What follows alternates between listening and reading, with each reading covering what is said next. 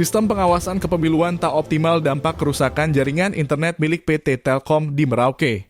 Hal itu diungkapkan Ketua Badan Pengawas Pemilu Kabupaten Merauke, Agustinus Mahuse menyikapi kondisi itu. Dijelaskan media sosial kini menjadi sarana kampanye, dinamika perpolitikan pun kerap berlangsung di lingkungan media sosial.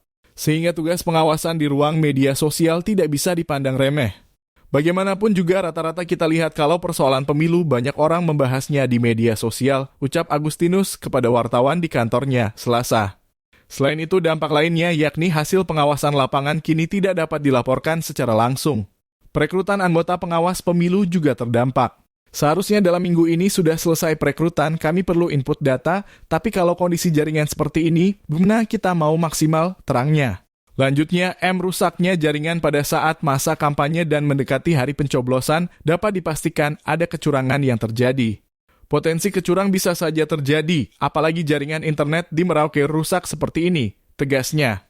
Kepala Kantor Telkom Merauke Justino Fernandes mengatakan gangguan atau rusaknya kabel optik terjadi pada Kamis 4 Desember 2024 pukul 09.50 waktu Indonesia Barat. Situasi itu menyebabkan jaringan telepon biasa dan internet mati total atau degradasi.